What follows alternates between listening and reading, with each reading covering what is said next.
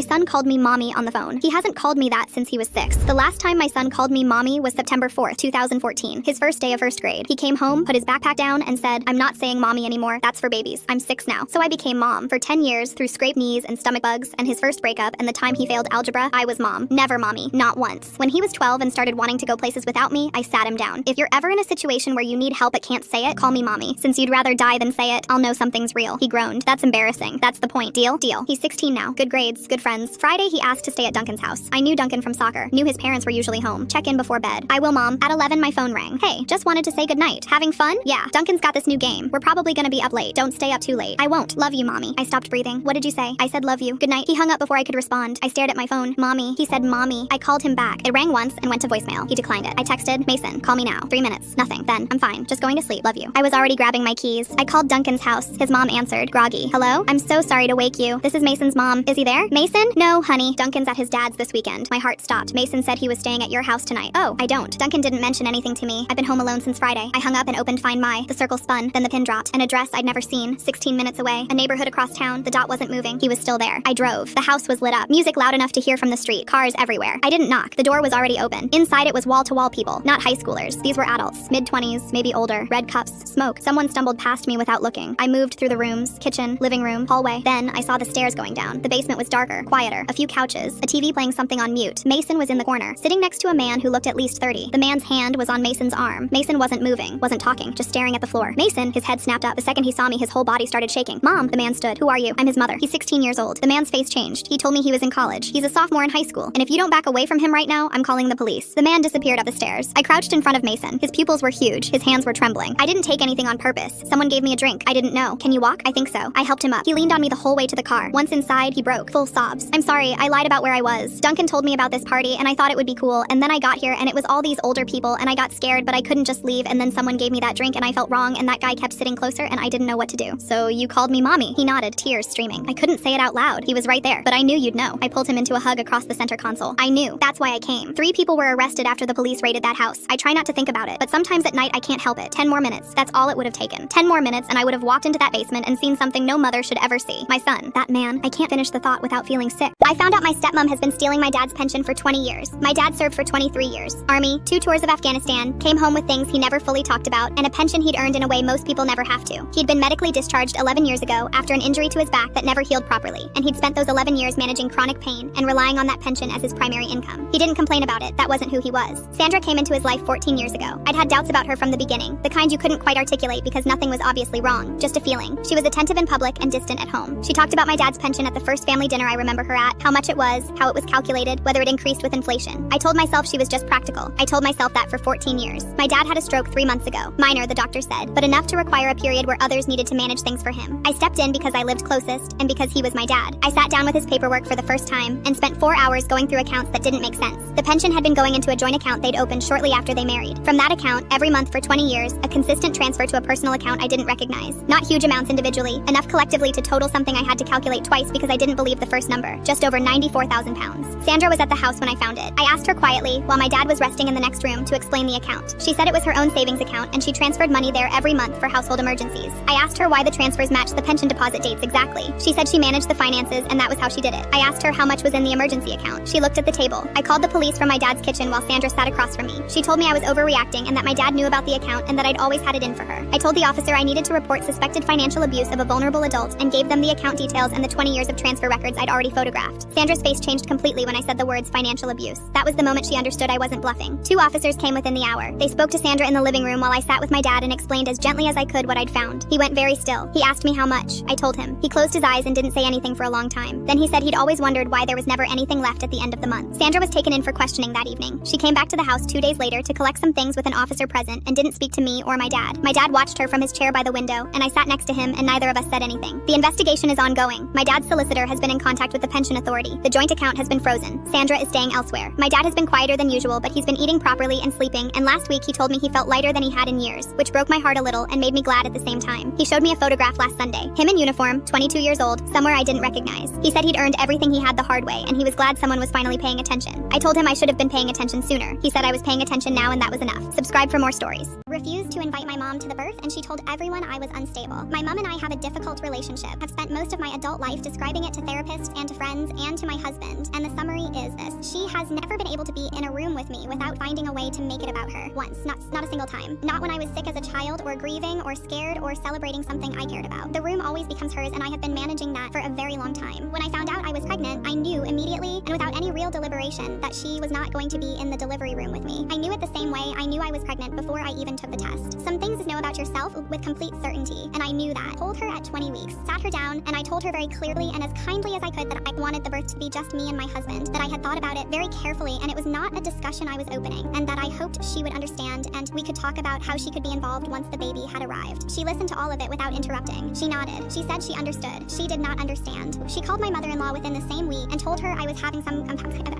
and that she was worried. She told my aunt I was behaving erratically and that my pregnancy hormones were affecting my judgment. She called two of my closest friends separately and told them she was worried about my mental state and whether my husband was getting the support he needed from me. She did not call me. She just talked around me to everyone I cared about, constructing the version of me she needed, the unstable one, the irrational one, the one who needed to be carefully managed by people around her. Friend Sasha called me and told me what my mom had been saying to people. Sat with it for 3 days and I did not call anyone. Then I called my mom. Told her I knew what she had done. Told her that going to other people and telling them I was unstable because I had made a decision about my own body and my own birth was not concern. It was control. And I needed her to hear the difference clearly and not argue with me about it. She said she had only been worried. Told her that worry did not make phone calls to other people behind someone's back. It called the person it was worried about. She cried. Told her she was entirely welcome to cry and I was not going to apologize for any of it. Gave birth to my son in February in a room that felt completely mine. It was me's and my husband and the midwives, and it was exactly what I had needed it to be. My mom met him when he was 4 days old in our living room with my husband present the entire time and me watching her the whole time she held him. She held him and she cried and she said he was perfect, and for about 20 minutes of that visit, everything was simple and real and not complicated at all. Then she said she wished she could have been there. She said it quietly, looking at my son's face, and I could hear that she meant it. I told her I knew. Told her I understood that it was hard, and I was sorry she felt that way. And I also was not going to change what I had decided, and I was not going to wish it had gone differently. She looked at me for a long moment, and then she nodded slowly, and she said okay, and she went back to looking at my son. She has not brought it up since that day. Whether that is genuine acceptance or her biding time, I genuinely do not know. What I know is that my son was born into a room that contained only the people I chose, and that he has never been in a room with his grandmothers, need to make things about herself. Intend to keep it that way for as long as I possibly and reasonably can, and I will not feel any guilt about it. Subscribe for more stories.